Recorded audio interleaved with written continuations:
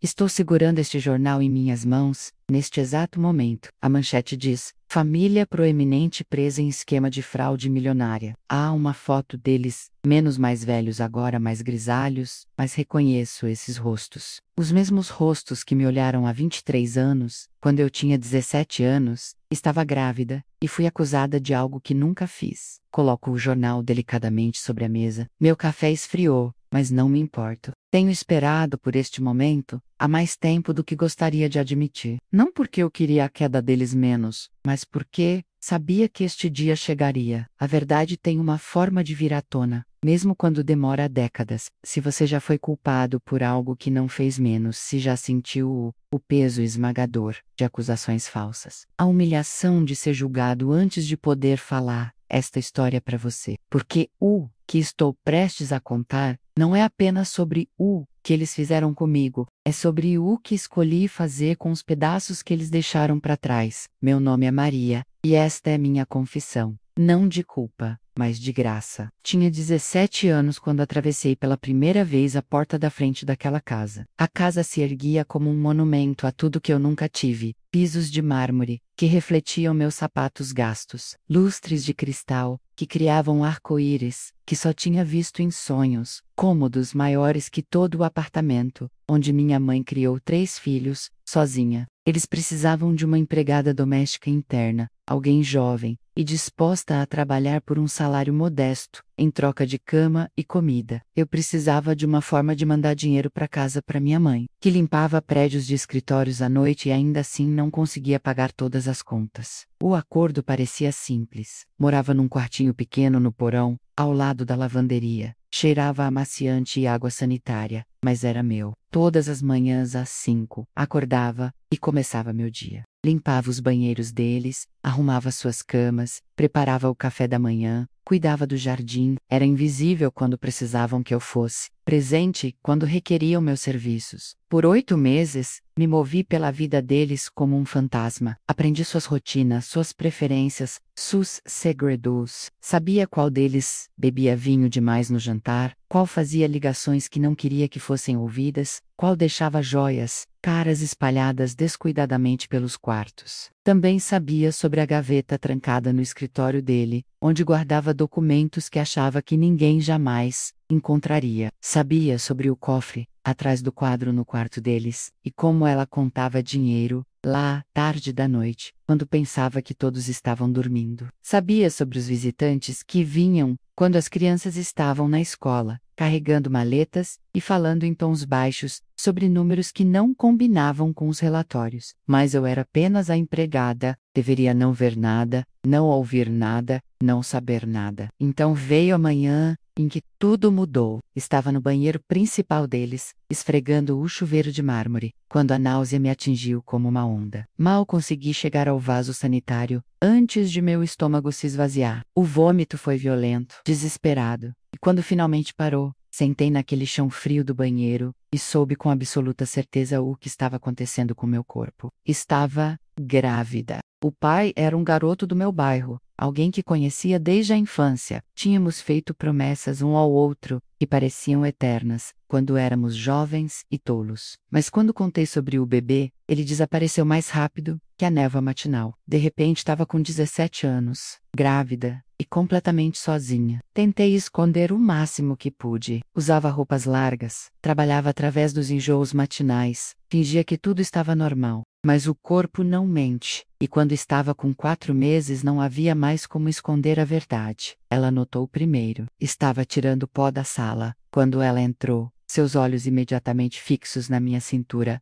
em expansão. Lembro da expressão exata em seu rosto, não surpresa, não preocupação, mas nojo. Nojo puro e não diluído. Há quanto tempo? Perguntou, sua voz afiada como vidro quebrado. 4 meses, sussurrei, meus olhos fixos no chão. 4 meses. Repetiu as palavras como se tivessem gosto amargo. 4 meses que você tem mentido para nós. 4 meses que tá em nossa casa, carregando isso, e não disse nada. Queria dizer que não tinha mentido, apenas estava com medo, que precisava deste emprego, mais do que ela poderia imaginar, que não tinha para onde ir. Mas sua expressão me disse que explicações não importariam. Arrume suas coisas, disse. Você vai embora, até a noite. Deveria ter ido embora. Então, deveria ter juntado meus poucos pertences e saído daquela casa com a dignidade que me restava. Mas tinha 17 anos, estava grávida e apavorada. Então fiz algo de que me arrependerei pelo resto da vida. Implorei. Por favor, disse, e minha voz quebrou na palavra. Não tenho para onde ir. Vou trabalhar mais, prometo. Não vou dar problema. O bebê não vai interferir nos meus deveres. Ela me encarou por um longo momento, e pensei ter visto algo como pena passar por seu rosto, mas desapareceu tão rapidamente quanto veio. Vamos discutir isso com meu marido hoje à noite, disse finalmente. Até lá, fique no seu quarto. Passei aquela tarde no meu quartinho do porão, segurando minha barriga ainda pequena e tentando imaginar um futuro que não parecia existir. Pensei na minha mãe, no dinheiro que não conseguiria mandar para casa. Pensei no bebê crescendo dentro de mim, sobre como alimentaria e vestiria e abrigaria esta pequena vida quando nem conseguia cuidar de mim mesma. Mas nunca pensei no que eles estavam planejando lá em cima. Naquela noite me chamaram para a sala. Os dois estavam lá, sentados no sofá caro como juízes num tribunal. O ar parecia pesado, carregado com algo que não conseguia identificar, mas sabia que era perigoso. Sente-se, disse ele gesticulando para uma cadeira na frente deles. Sentei. Estivemos discutindo sua situação. Ela começou, sua voz controlada, precisa, e decidimos que simplesmente não podemos ter uma garota solteira grávida morando em nossa casa. Passa a mensagem errada para nossos filhos, nossos vizinhos, nossa comunidade, assentir, aceitando o que sabia que estava vindo. Entendo, vou arrumar as malas hoje à noite. Mas há um problema, ele interrompeu, e havia algo no seu tom que fez meu sangue gelar. Algumas coisas desapareceram de nossa casa recentemente. Coisas caras. As palavras me atingiram como um golpe físico. Desapareceram? Os brincos de diamante da minha esposa, continuou,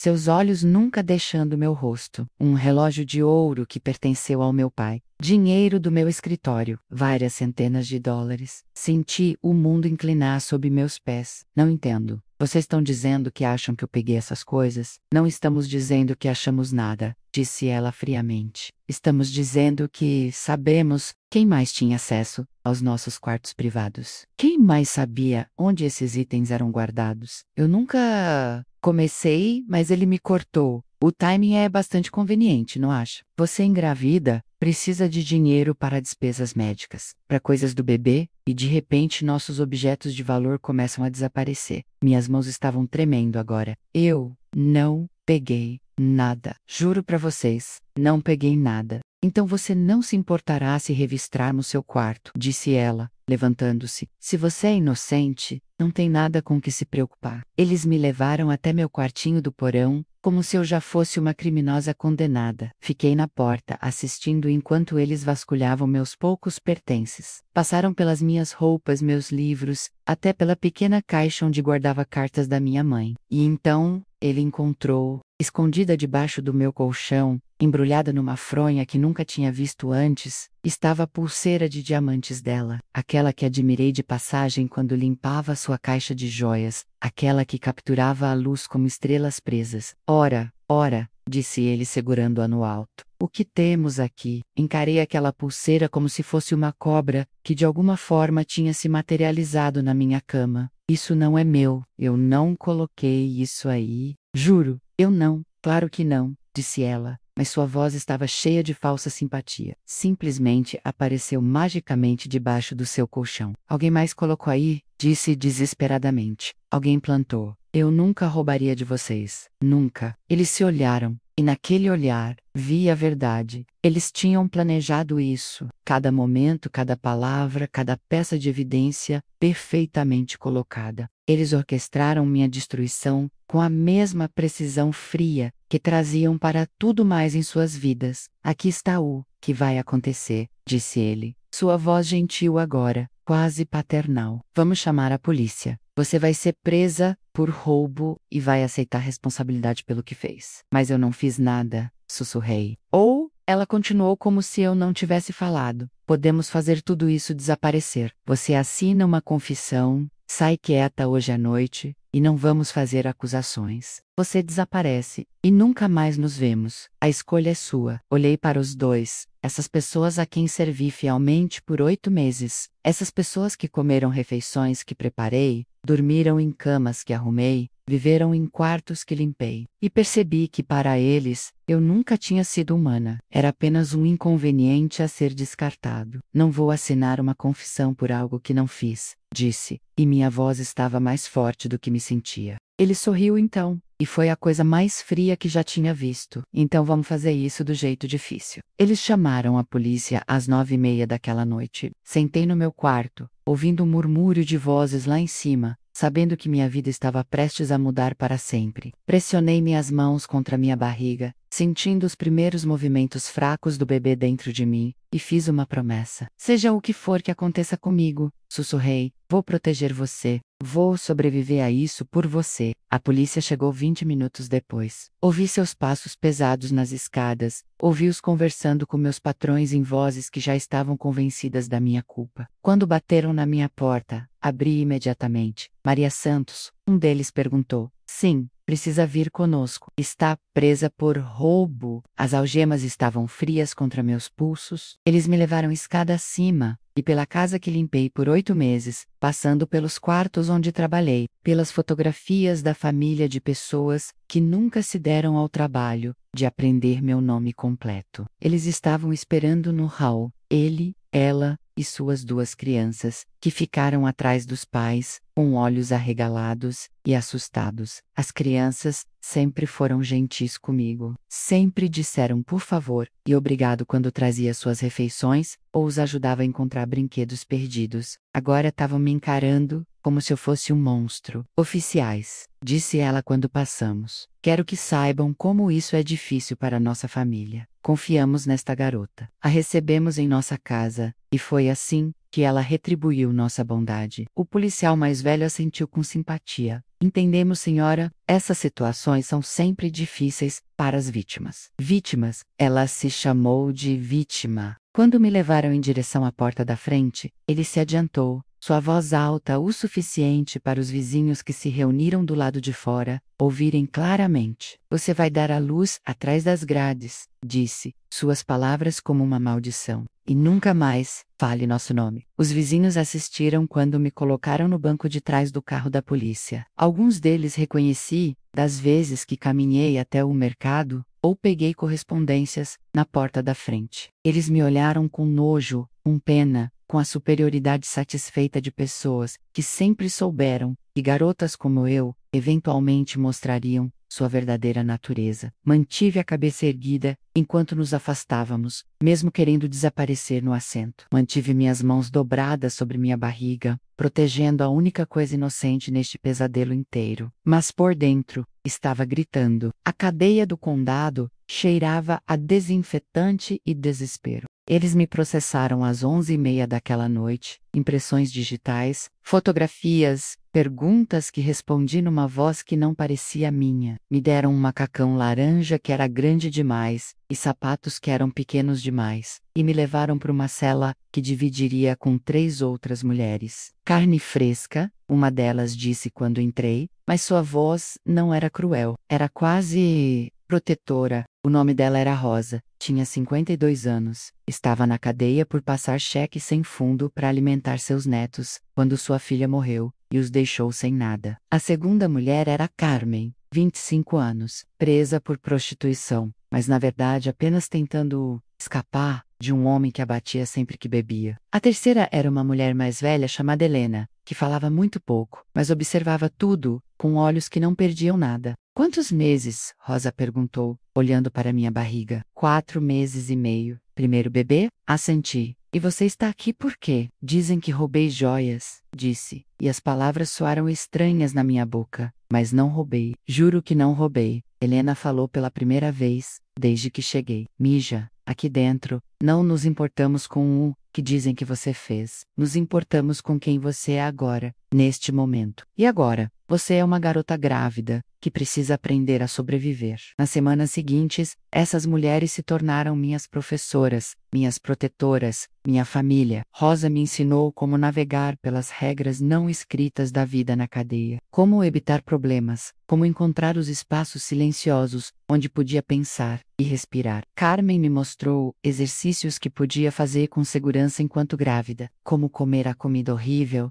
de formas que nutririam meu bebê. Helena, que tinha sido professora antes de sua prisão por peculato, passou horas me ajudando a melhorar minha leitura e escrita. Educação é a única coisa que nunca podem tirar de você, me disse durante uma de nossas sessões. Podem trancar seu corpo, mas sua mente, essa é sua, para sempre. Li tudo o que consegui por as mãos. Romances, livros de mistério, jornais, revistas, até a Bíblia. Escrevi cartas para minha mãe. Embora nunca as mandasse, não conseguia suportar que ela soubesse onde eu estava. Escrevi num diário que Helena de alguma forma conseguiu para mim, despejando meus medos e esperanças e sonhos em páginas que se tornaram minhas confidentes mais próximas, e esperei pelo julgamento que me libertaria ou me condenaria. Esperei minha barriga crescer, meu bebê se mexer, pelas dores do parto que pareciam ao mesmo tempo aterrorizantes e milagrosas. Esperei por cartas de um defensor público que estava lidando com muitos casos e tinha pouco tempo. Esperei por visitantes que nunca vieram. Mês e tudo. Esperei me tornar alguém além da garota que tinha sido destruída por pessoas que a viam como descartável. O bebê chegou cedo, aos 7 meses. Estava esfregando o chão na área comum, quando a primeira contração me atingiu como um raio.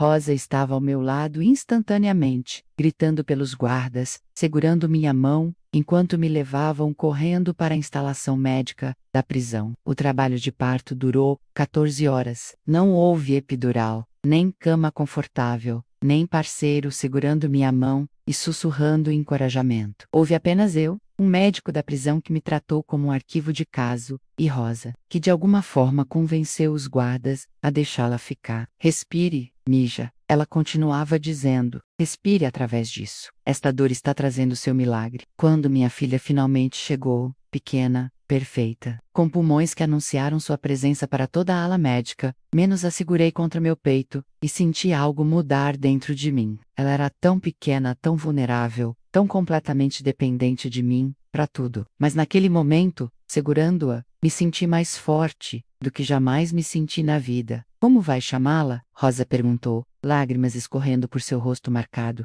Olhei para o rosto da minha filha, para seus olhos escuros que pareciam ver direto na minha alma, e soube. Esperança, sussurrei. Esperança. Eles me deixaram ficar com ela por 3 dias. 3 dias alimentando-a, trocando-a, cantando para ela em sussurros, enquanto as outras presas sorriam e faziam carinho, e a tratavam como se pertencesse a todas nós. 3 dias memorizando seu rosto, seu cheiro, a forma como enrolava seus dedinhos ao redor dos meus. Então, a levaram embora. Minha mãe veio buscar Esperança, seu rosto manchado de lágrimas, e vergonha de que sua filha estivesse na cadeia, sua neta nascida atrás das grades. Assinei papéis que faziam minha mãe guardiã temporária de Esperança, e assisti levarem meu bebê para fora daquele lugar, enquanto eu permanecia presa lá dentro. Naquela noite, chorei mais forte do que jamais tinha chorado na vida. Chorei por minha liberdade perdida, por minha dignidade roubada, pelos meses da vida da minha filha que perderia. Chorei pela garota de 17 anos, que tinha sido tão ingênua, tão confiante, tão completamente despreparada para a crueldade que as pessoas podiam infligir umas às outras. Mas quando o sol nasceu na manhã seguinte, tomei uma decisão que mudaria tudo. Eu estava cansada de ser vítima deles. Minha defensora pública era uma mulher cansada chamada Janet, que tratou meu caso como se estivesse preenchendo uma lista de compras. Ela teve 15 minutos para nossa primeira reunião, 10 minutos para nossa segunda, e na terceira reunião, já estava falando sobre acordos. A evidência é esmagadora,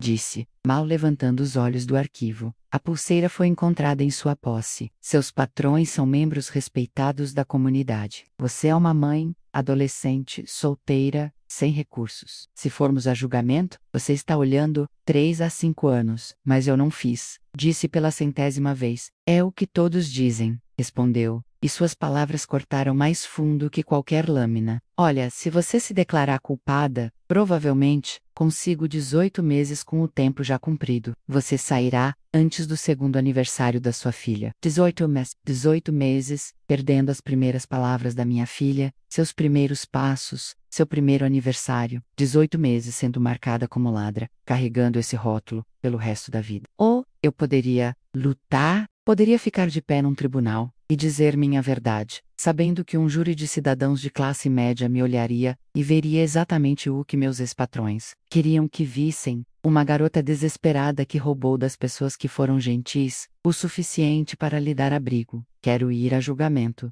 disse. Janet suspirou. É seu funeral. O julgamento durou 3 dias. Meus ex-patrões subiram ao banco das testemunhas parecendo apropriadamente feridos, contando ao tribunal sobre seu choque e traição, sobre como confiaram em mim com seus bens mais preciosos. Falaram sobre os outros itens desaparecidos que nunca foram encontrados, sugerindo que eu tinha escondido ou vendido. Pintaram um quadro de uma criminosa calculista que usou a generosidade deles contra eles. Quando subi ao banco das testemunhas, contei minha verdade. Falei sobre a evidência plantada, sobre o timing das acusações deles, sobre a forma como orquestraram minha queda. Falei sobre meu caráter, minha ética de trabalho, minha necessidade desesperada de manter aquele emprego. O júri me olhou com expressões que variavam de ceticismo a descrença total. Eles me consideraram culpada de todas as acusações. 2 a 4 anos na prisão estadual. Quando me levaram embora acorrentada, os vi na galeria. Não estavam comemorando, mas havia satisfação em seus rostos. Eles tinham ganhado, tinham destruído com sucesso a garota inconveniente que sabia demais sobre seus segredos. Mas também tinham cometido um erro crucial. Eles me deram tempo, anos do tempo, para me tornar alguém que nunca esperaram que eu fosse. A prisão estadual era diferente da cadeia do condado, mais dura, mais fria, mais perigosa. Mas foi também onde conheci a mulher que me ensinaria a lição mais importante da minha vida: como transformar dor em poder. Minha companheira de cela era uma mulher chamada Doutora Patricia Williams, ou ex-doutora Williams, como sempre se corrigia. Ela tinha sido professora de sociologia numa universidade estadual, antes de sua prisão por desviar fundos de pesquisa para pagar o tratamento de câncer da mãe. Tinha 57 anos, era brilhante e amarga de uma forma que fazia minha própria raiva parecer uma chama pequena, perto de um fogo furioso. Deixe-me adivinhar, disse na minha primeira noite. Drogas, roubo. Ela me estudou por um momento. Quantos anos você tem? 18? E você realmente fez? Encontrei seu olhar. Não. Bom, disse se acomodando na sua beliche. As culpadas são chatas. As inocentes são perigosas. Nos meses seguintes, Patricia se tornou minha mentora, minha professora, minha introdução ao mundo de conhecimento que nunca imaginei que existisse. Ela de alguma forma conseguiu acumular uma biblioteca de livros na nossa cela, menos textos de sociologia, filosofia, psicologia, literatura, história. Me fez ler vorazmente e depois discutir o que tinha aprendido. Conhecimento é poder, me disse repetidamente, mas conhecimento aplicado é revolução. Ela me ensinou sobre opressão sistêmica, sobre as formas como a sociedade foi projetada para manter pessoas como eu no seu lugar. Explicou como o sistema de justiça criminal funcionava e quem servia, e quem descartava. Me mostrou que minha história não era única, menos que milhares de mulheres como eu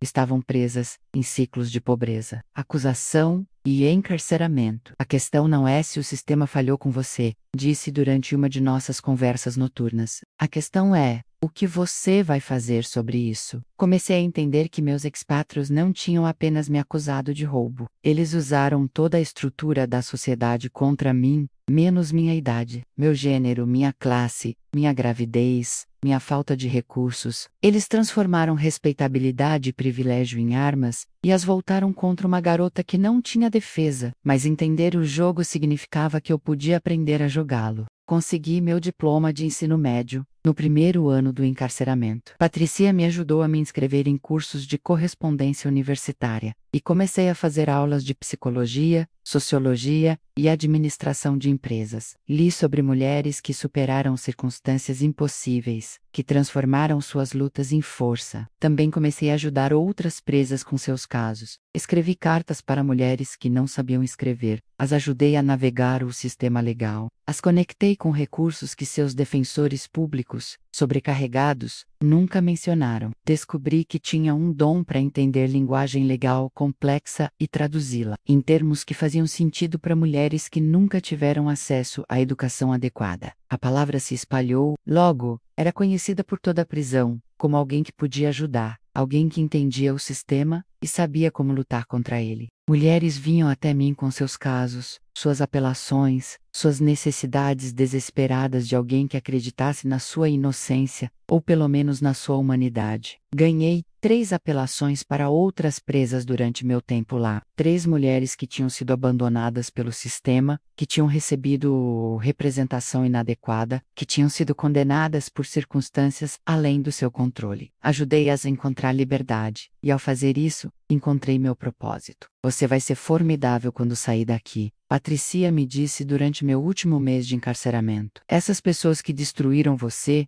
não fazem ideia do que criaram. Ela estava certa. Quando saí daquela prisão depois de cumprir 26 meses, não era mais a garota apavorada de 17 anos que tinha sido levada algemada. Tinha 20 anos, era educada, focada e queimando com uma fúria silenciosa que alimentaria o resto da minha vida. Também estava completamente sozinha. Minha mãe tinha morrido de ataque cardíaco 8 meses depois da minha sentença. Esperança, agora com quase 3 anos, estava morando com minha tia em outro estado. Não tinha dinheiro, perspectivas de emprego lugar para morar e um histórico criminal que me seguiria para sempre. Mas eu tinha algo mais valioso que qualquer uma dessas coisas. Eu tinha um plano. A casa de transição cheirava a cigarros e sonhos quebrados. Morei lá por 4 meses, trabalhando num restaurante de fast food durante o dia e fazendo cursos universitários online à noite. Cada dólar que ganhava ia para economizar para um apartamento, para construir uma base estável o suficiente para trazer minha filha para casa. O gerente do restaurante me tratava como um caso de caridade, falando devagar e alto, como se meu histórico criminal tivesse de alguma forma afetado minha audição. Os clientes olhavam através de mim, como se eu fosse invisível, nunca imaginando que a mulher anotando seus pedidos tinha passado os últimos 2 anos estudando justiça criminal e direito empresarial. Não me importava ser subestimada. Estava aprendendo que invisibilidade podia ser um superpoder. Durante minhas pausas, pesquisava organizações sem fins lucrativos que trabalhavam com indivíduos ex-encarcerados. Estudei seus modelos de financiamento, suas taxas de sucesso, suas abordagens para a reintegração. Comecei a ver padrões, o que funcionava, o que não funcionava, e mais importante, o que estava faltando. Ninguém estava especificamente ajudando mães ex-encarceradas a se reunir com seus filhos. Ninguém estava abordando os desafios únicos enfrentados por mulheres que deram à luz na prisão, ou que foram separadas de seus bebês pelo sistema de justiça. Havia programas para reabilitação de drogas, treinamento profissional, assistência habitacional menos, mas nada que reconhecesse que algumas de nós eram mães. Primeiro, criminosas. Segundo, se é que éramos. Comecei a escrever artigos sobre a experiência de dar à luz na prisão, editoriais sobre as crianças que foram separadas de suas mães, encarceradas, cartas ao editor sobre a necessidade de programas especializados de reintegração. A maioria das publicações nunca respondeu, mas alguns sites pequenos começaram a publicar meu trabalho. Lentamente comecei a construir uma reputação como alguém que podia falar inteligentemente sobre essas questões. Comecei a ser convidada para falar em fóruns comunitários, em grupos de igreja, em aulas de sociologia universitária. As pessoas ficavam surpresas com minha educação, minha articulação, minha capacidade de discutir questões políticas complexas, sem soar como se estivesse lendo de um roteiro. Elas estavam vendo exatamente o que eu queria que vissem, não uma ex-presidiária, mas uma especialista, não uma vítima, mas uma defensora. Depois de 6 meses economizando, finalmente tinha dinheiro suficiente para alugar um pequeno apartamento. Era num bairro difícil, os pisos eram desnivelados e o encanamento fazia barulhos estranhos à noite. Mas era meu, e era limpo. E tinha um segundo quarto onde podia pintar borboletas nas paredes para a filha que não via há mais de 2 anos. Trazer Esperança para casa foi a coisa mais difícil e mais linda que já fiz. Ela tinha quase 4 anos, tímida e incerta, se agarrando à mão da minha tia quando chegaram no aeroporto. Ela me olhou como se eu fosse uma estranha, o que partiu meu coração, porque, de muitas formas, eu era, mami, disse tentativa, e sua voz era tão pequena, tão cuidadosa. Sim, amor, sussurrei, me ajoelhando na altura dela. Eu sou sua mami, e nunca mais vou embora. Levou meses para ela confiar completamente em mim.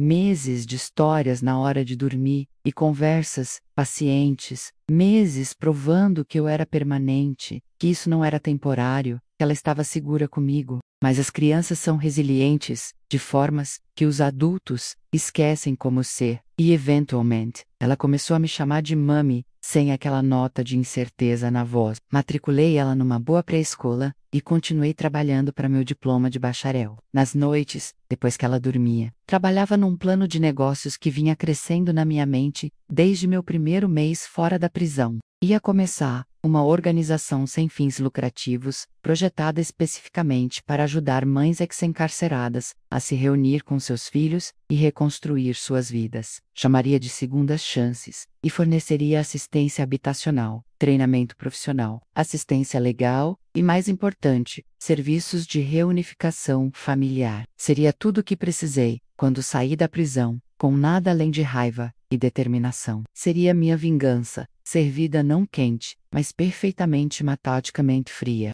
Começar segundas chances sem dinheiro, sem conexões e com histórico criminal, era como tentar construir um arracil com palitos de dente. Mas aprendi paciência na prisão, e aprendi estratégia com as mulheres que se tornaram minhas professoras lá. Comecei pequeno, aluguei espaço num centro comunitário por 3 horas nas manhãs de sábado, e comecei a hospedar grupos de apoio para mulheres ex-encarceradas. 5 mulheres vieram à primeira reunião. Sentamos num círculo de cadeiras descombinadas, compartilhando histórias e recursos, falando sobre os desafios específicos que enfrentávamos num mundo que queria que desaparecêssemos. A palavra se espalhou pelas redes que existem em toda a comunidade, menos as conexões informais entre mulheres que passaram pelo sistema. Mulheres que entendiam o que significava ser julgada antes de poder falar. Mulheres que sabiam que sobrevivência às vezes requeria ajudar umas às outras. Em 6 meses, estava hospedando 3 reuniões por semana. Em 1 ano, tinha lista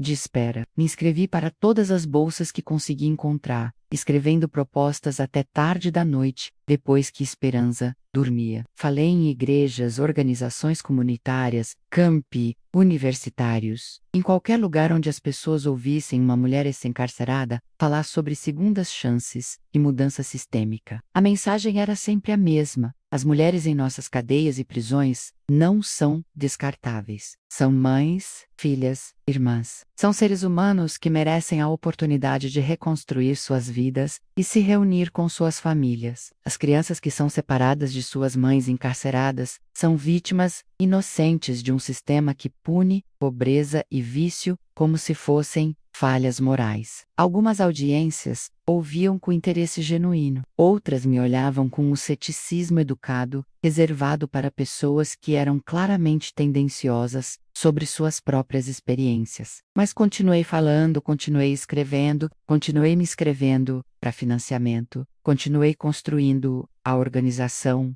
uma mulher, uma família, uma história de sucesso de cada vez. 5 anos após minha libertação da prisão. Segundas Chances tinha uma equipe de 12 pessoas, um orçamento anual de $800 mil, e tinha ajudado mais de 400 mães, ex-encarceradas a se reunir com seus filhos. Fornecíamos habitação transitória, treinamento profissional, assistência legal, cuidados infantis e, mais importante, esperança. Também tinha terminado meu diploma de bacharel em serviço social e começado a trabalhar no meu mestrado. Minha tese era sobre o impacto do encarceramento materno em crianças e famílias, e foi citada em documentos de política e revistas acadêmicas pelo país. Mas minha maior conquista foi assistir Esperança crescer numa criança confiante, inteligente, amorosa, e sabia que sua mãe era alguém que ajudava pessoas, alguém que fazia diferença no mundo. Ela nunca soube a história completa do seu nascimento ou meu encarceramento. Esses detalhes podiam esperar até ela ser mais velha. O que ela sabia era que eu trabalhava com mulheres que precisavam de ajuda e que ajudar pessoas era trabalho importante. Quando Esperança tinha 10 anos, Segundas Chances tinha se tornado uma organização regional com escritórios satélites em 3 estados. Fui apresentada em revistas, convidada para falar em conferências nacionais, consultada por políticos que estavam elaborando legislação de reforma da justiça criminal, testemunhei perante comitês legislativos estaduais sobre a necessidade de políticas de encarceramento amigáveis à família e a importância de apoiar pais ex-encarcerados. Tinha me tornado exatamente o que meus ex-patros tinham tentado me impedir de me tornar: alguém com voz, alguém com poder, alguém que importava. Então, 12 anos depois de destruírem minha vida, eles precisaram da minha ajuda. A ligação veio numa manhã de terça-feira, em outubro. Estava no meu escritório, revisando inscrições para nosso novo programa de habitação transitória, quando minha assistente bateu na porta. Há uma mulher no telefone, disse. Ela diz que é urgente, algo sobre sua família precisar de assistência legal. Ela soa bem desesperada. Recebia dezenas de ligações como essa toda semana. Mulheres cujas filhas estavam enfrentando encarceramento, cujas irmãs precisavam de ajuda navegando o sistema, cujas mães estavam lutando com reentrada. Essas ligações partiam meu coração e alimentavam meu trabalho em medidas iguais. Passe para mim, disse SRA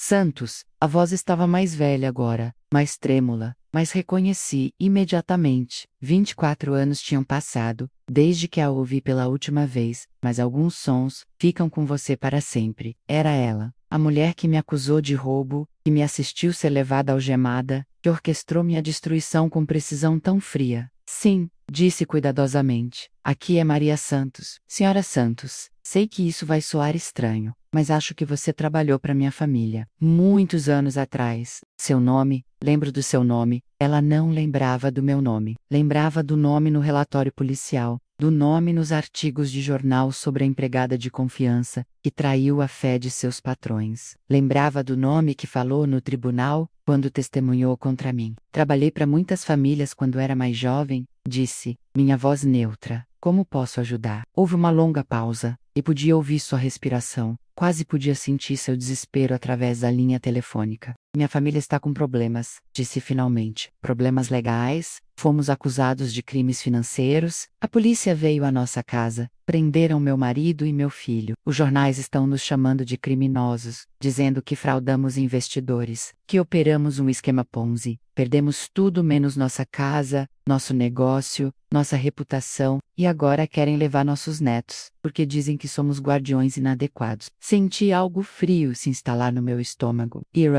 Era o momento para o qual vinha inconscientemente me preparando, desde o dia que saí da prisão. Sinto muito saber da sua situação, disse, mas trabalho especificamente com mulheres ex-encarceradas e suas famílias. Se seu marido e filho estão enfrentando acusações, podem precisar de um tipo diferente de assistência legal. Por favor, disse, e sua voz quebrou na palavra. Pesquisei sua organização, sei o que você faz, quão bem-sucedida tem sido. Sei que ajuda famílias a permanecer juntas quando o sistema tenta separá-las. Nossos netos são apenas bebês. Não merecem ser punidos pelos erros dos pais. Erros dos pais, não crimes, não fraude deliberada, não o roubo sistemático de milhões de dólares de investidores que confiaram neles. Erros. O que exatamente está me pedindo para fazer? Disse. Precisamos de dinheiro para a fiança, disse. 2 milhões de dólares. Perdemos tudo.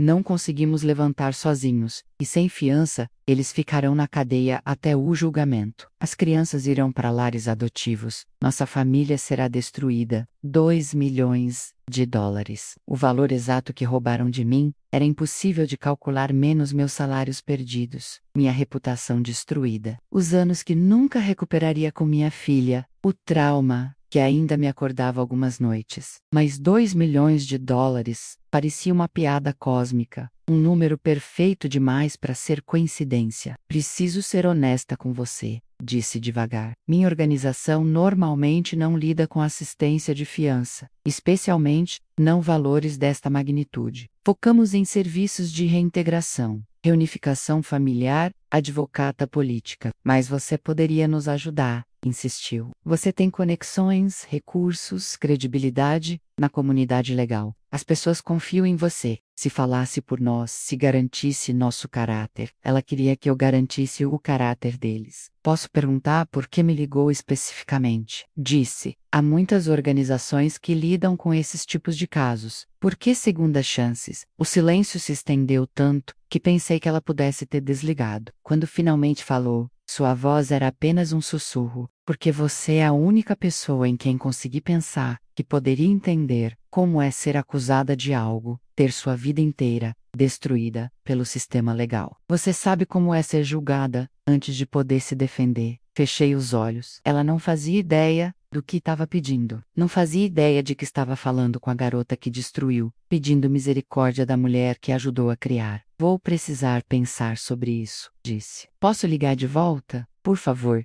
disse. Não temos muito tempo. A audiência é sexta-feira. Depois que desliguei, sentei no meu escritório por muito tempo, olhando pela janela para a cidade onde reconstruí minha vida. 24 anos atrás, essas pessoas tinham tirado tudo de mim. Agora queriam que eu as salvasse do mesmo sistema que usaram para me destruir. A ironia era tão completa que parecia ficção. Naquela noite, disse a Esperança que precisava trabalhar até tarde e pedi para ela jantar com amigos. Aos 16, ela era velha o suficiente para entender que às vezes meu trabalho envolvia decisões difíceis, situações complicadas que requeriam pensamento cuidadoso. Dirigi até o cemitério onde minha mãe estava enterrada e sentei ao lado do túmulo, enquanto o sol se punha. Contei sobre a ligação, sobre a escolha que estava enfrentando, sobre a natureza circular estranha da justiça e vingança. O que você faria, mami? Perguntei à escuridão que se aproximava. Você os ajudaria? Deixaria seus netos sofrerem pelos pecados deles, da mesma forma que sofri por crimes que nunca cometi? A resposta veio não na voz da minha mãe, mas na minha própria consciência, nos valores que ela me ensinou antes, que pobreza e desespero nos separassem para sempre. Crianças são inocentes, sempre. Passei 3 dias pesquisando a situação legal da família Davidson. As acusações eram sérias. Fraude de valores mobiliários, lavagem de dinheiro, evasão fiscal.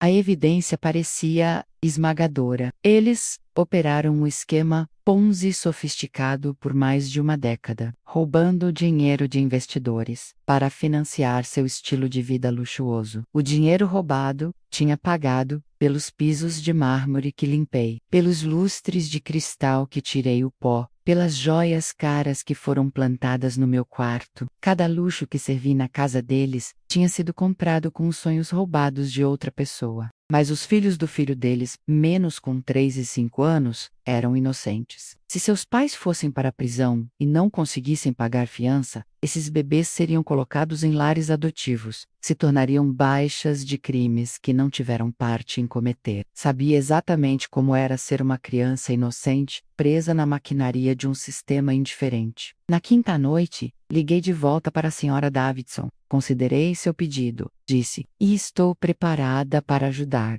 O alívio na voz dela era audível. Graças a Deus. Obrigada, Sra. Santos. Muito obrigada. Como podemos? Não terminei. Interrompi. Tô preparada para ajudar, mas não da forma que está pedindo. Silêncio. Não posso fornecer referências de caráter para pessoas que não conheço. Continuei. E não posso garantir a inocência de indivíduos enfrentando acusações sérias de fraude. Mas posso garantir que as crianças na sua família não sofram pelos erros dos adultos. Não entendo Entendo, vou pagar a fiança do seu marido e filho, disse. $2 milhões, como pediu, mas não estou fazendo isso por eles, e não estou fazendo por você. Estou fazendo pelas crianças, que não merecem perder seus pais, enquanto esperam julgamento. O silêncio se estendeu por quase 1 minuto. Você vai pagar a fiança deles? Ela finalmente sussurrou. O dinheiro virá do Fundo de Emergência de Segundas Chances. Será postado anonimamente através da nossa equipe legal.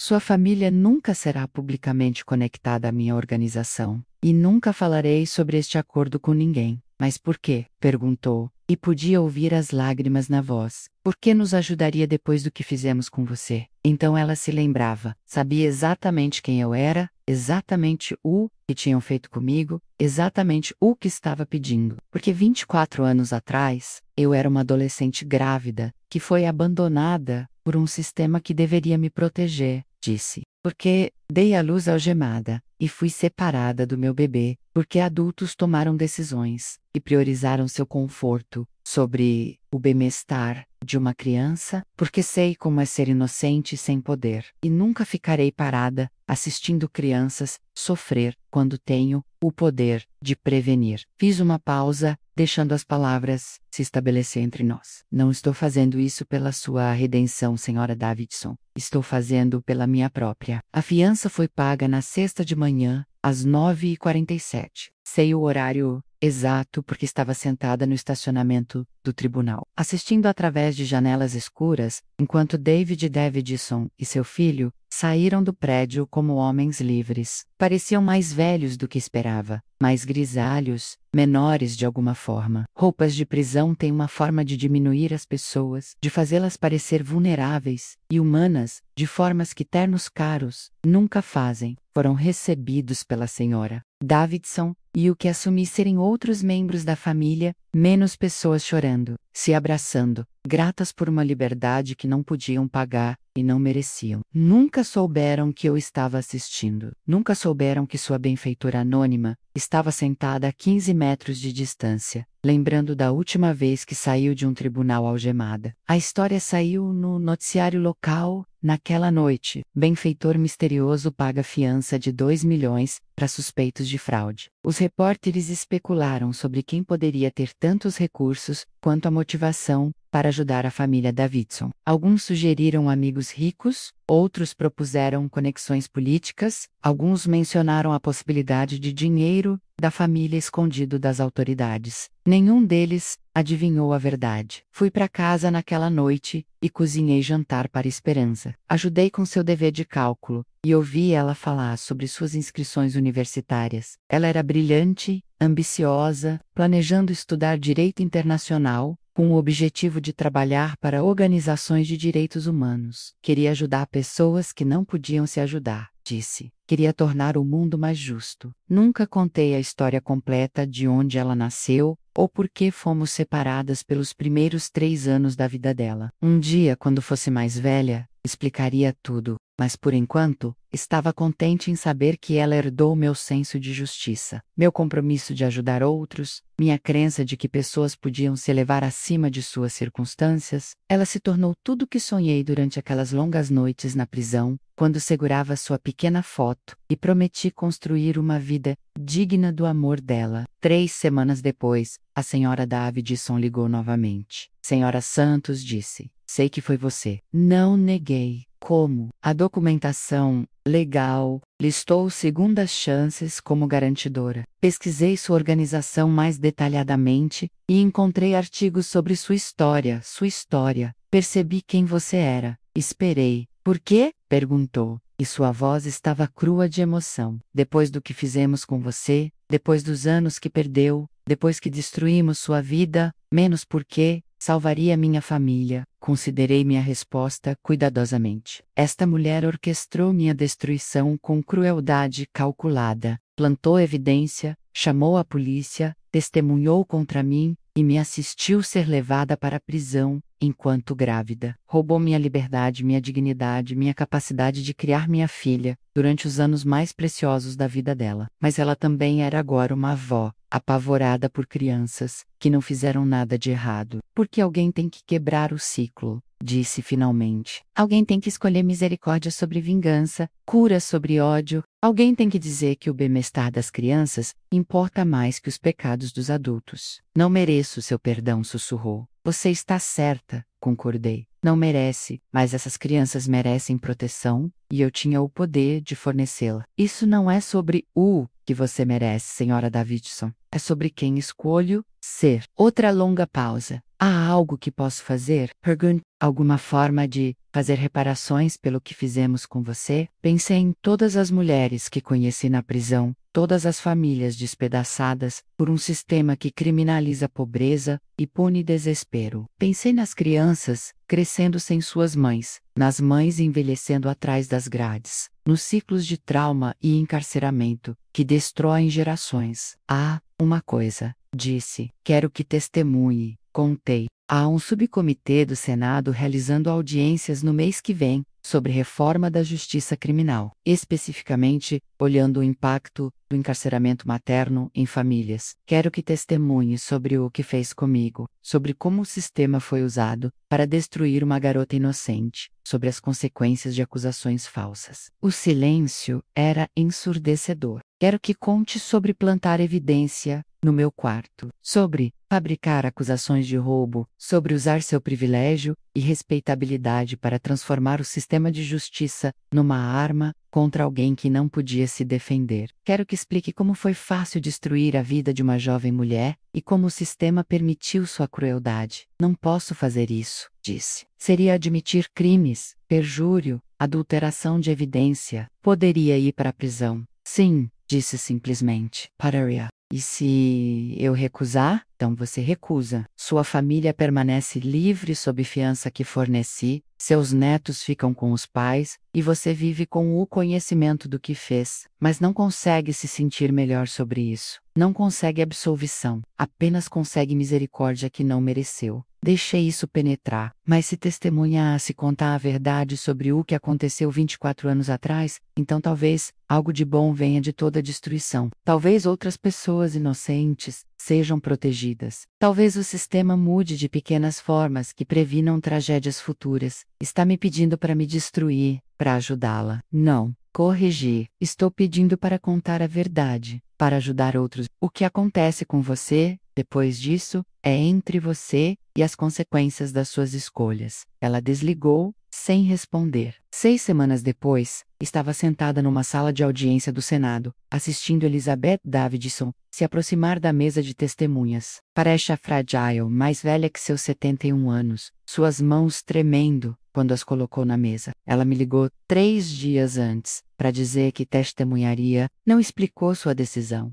Não pediu minha aprovação ou perdão. Simplesmente disse que estaria lá. Sentei na galeria com Esperança, que tirou o dia de folga do último ano do ensino médio para assistir sua mãe testemunhar sobre reforma da justiça criminal. Ela ainda não sabia a história completa. Menos isso viria depois, quando fosse velha o suficiente, pentru entender a complexidade de misericórdia, justiça, vingança e perdão. Declare seu nome para o registro, instruiu o presidente do comitê, Elizabeth Davidson. Senhora Davidson está aqui para testemunhar sobre sua experiência com o sistema de justiça criminal. Por favor, conte ao comitê sobre essa experiência. Ela olhou diretamente para mim, antes de começar a falar. Nossos olhos se encontraram através daquela sala formal, e naquele momento, vi não a mulher poderosa que destruiu minha vida, mas uma pessoa quebrada, que finalmente ficou sem lugares para se esconder da própria consciência. 24 anos atrás, começou. Meu marido e eu acusamos falsamente nossa empregada adolescente de roubo. Plantamos evidência no quarto dela, chamamos a polícia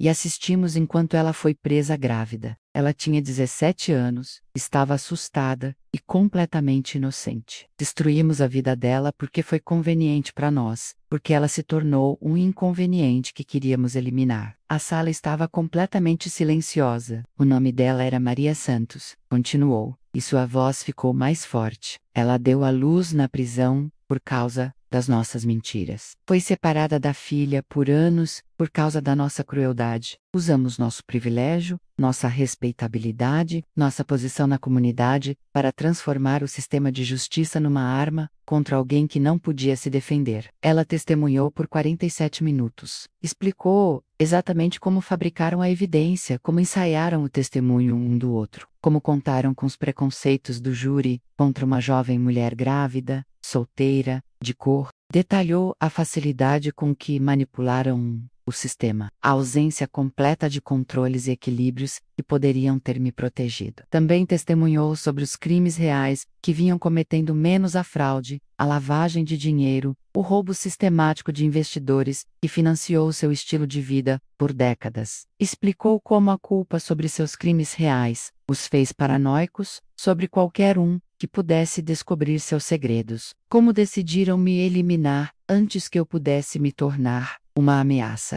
Quando terminou, a sala do comitê ficou silenciosa por um longo momento. Senhora Davidson, o membro ranking finalmente disse: "Você entende que este testemunho pode expô-la à responsabilidade criminal?" "Sim, senhor, entendo. Por que está nos contando isso agora?" Ela me olhou novamente, e desta vez seus olhos se encheram de lágrimas. "Porque Maria Santos pagou fiança para minha família quando foram presos por fraude. Ela salvou meus netos de lares adotivos, mesmo eu tendo destruído sua vida e roubado anos que nunca poderia recuperar. Ela me mostrou misericórdia que não merecia. E isso me fez perceber que precisava contar a verdade, independentemente das consequências." Fez uma pausa, limpando os olhos. "E porque o sistema que nos permitiu destruir a vida de uma garota inocente ainda está operando hoje. Outras mulheres, outras famílias estão sendo destruídas pelos mesmos mecanismos que usamos contra a senhora Santos. Se meu testemunho pode ajudar a prevenir isso, se pode levar a reformas que protejam pessoas inocentes, então seja o que for que aconteça comigo, vale a pena." A audiência fez notícia nacional. Elizabeth Davidson foi presa 3 dias depois por acusações de perjúrio, adulteração de evidência e obstrução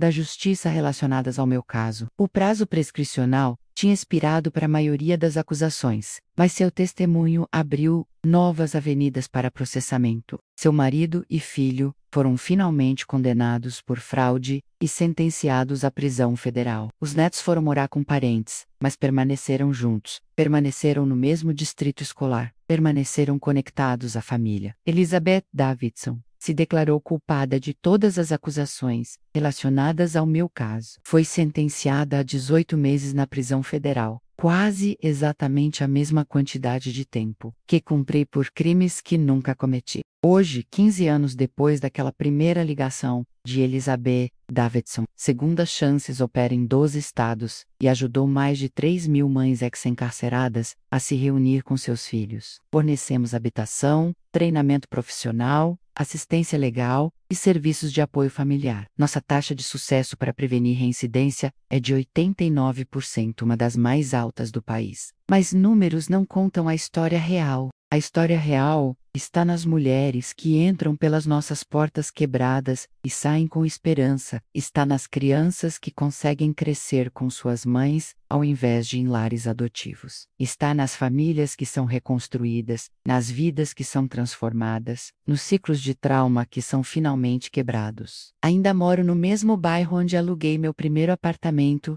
depois da prisão, embora numa casa muito mais bonita agora. Esperança é casada, uma advogada de direitos civis bem-sucedida, mãe de 2 crianças lindas, e posso mimar como avó, que nunca pensei que viveria para me tornar. Ela nomeou sua filha Hope, Esperança em espanhol, levando adiante o legado de resistência que definiu nossa família. Elizabeth Davidson foi libertada da prisão há 3 anos. Ela faz trabalho voluntário numa clínica de assistência legal na sua cidade natal, ajudando mulheres ex-encarceradas a navegar o sistema que uma vez usou contra mim. Não falamos, mas sei sobre seu trabalho através de conexões mútuas na comunidade de reforma da justiça criminal. Ela se tornou uma defensora dos inocentes, alguém que entende o custo de acusações falsas, porque foi ela quem as fez. Penso nela às vezes, sobre a natureza circular estranha da justiça e redenção. Ela perdeu tudo: sua liberdade, sua reputação, seu senso de si mesma como uma boa pessoa. Mas ao perder tudo, encontrou algo que nunca possuiu antes: a capacidade de ver outros como completamente humanos, dignos de dignidade e proteção.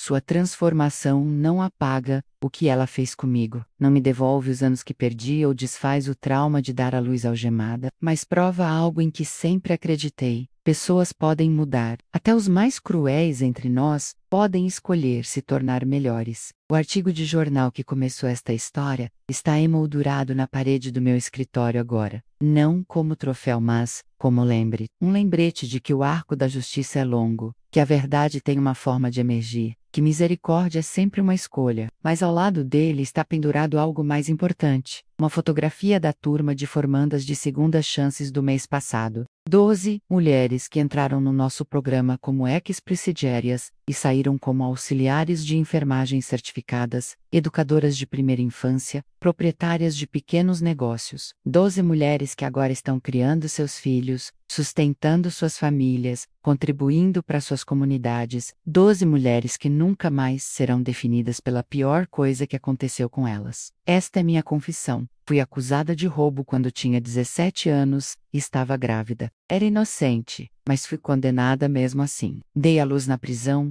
e fui separada da minha filha por anos. As pessoas que destruíram minha vida depois precisaram da minha ajuda e escolhi dar lá. Mas esta história não é realmente sobre eles. É sobre a escolha entre se tornar amarga ou se tornar melhor. É sobre usar sua dor para alimentar seu propósito. É sobre entender que misericórdia não é fraqueza, menos é a coisa mais forte que um ser humano pode escolher. Eles roubaram minha liberdade para me silenciar. Usei esse silêncio para construir uma voz mais alta do que eles jamais terão. Se você assistiu até aqui, se ouviu minha história, preciso que saiba algo: você não é definido pelo que outros fizeram com você. Você não é limitado pelos rótulos que tentaram colocar em você. Você não está condenado a repetir os ciclos que prenderam sua família por gerações. Se você já foi injustamente acusado, humilhado ou esquecido, se já se sentiu invisível, descartável, menos que humano, quero que entenda que sua história não acabou. As pessoas que tentaram destruí-lo não conseguem escrever seu final. Você tem uma escolha para fazer todos os dias. Vai deixar a crueldade deles torná-lo cruel? Vai deixar o ódio deles ensiná-lo a odiar? Ou vai escolher algo mais difícil, algo mais poderoso, algo que pode realmente mudar o mundo? Você pode escolher transformar sua dor em propósito. Pode escolher usar sua experiência para proteger outros que estão passando pelo que você sobreviveu. Pode escolher misericórdia, mesmo quando, especialmente quando menos, misericórdia parece impossível. Não estou dizendo que é fácil. Não estou dizendo que você não terá momentos de raiva, dias quando quer vingança mais que cura. Ainda tenho esses momentos. A diferença é que não deixo mais que definam minhas escolhas. Toda mulher que entra pelas portas de segundas chances é meu eu mais jovem, recebendo uma segunda chance. Toda mãe que se reúne com seus filhos, somos minha filha e eu, finalmente voltando para casa, uma para a outra. Toda família que permanece junta é uma vitória contra os sistemas que tentaram nos separar. É assim que vencemos, não nos tornando como as pessoas que nos machucaram, mas nos tornando tudo que tentaram nos impedir de ser. Se você está lutando agora, se está enfrentando acusações falsas ou tratamento injusto, se está separado de pessoas que ama por causa de circunstâncias além do seu controle, por favor saiba que não está sozinho. Há pessoas lutando por você, pessoas que entendem sua dor, pessoas que acreditam no seu valor, mesmo quando você não consegue acreditar em si mesmo. Deixe um comentário abaixo e me conte sua história. Compartilhe este vídeo se ele fala com você. Deixe sua voz ser ouvida, porque sua voz importa. Sua experiência importa. O mundo tentou nos silenciar, mas ainda estamos aqui. Ainda estamos falando. Ainda estamos lutando. E nunca pararemos de acreditar que amanhã pode ser melhor que hoje. Meu nome é Maria Santos. Sou uma mulher encarcerada, uma mãe, uma avó e a fundadora de Segundas Chances. Mas mais importante, sou prova de que ninguém consegue decidir seu valor, exceto você. Obrigada por ouvir minha confissão. Obrigada por acreditar que redenção é possível, que misericórdia é poderosa, que graça pode transformar até as situações mais quebradas em algo belo. você não está sozinho. Você não está esquecido. Você não terminou. Sua história está apenas começando.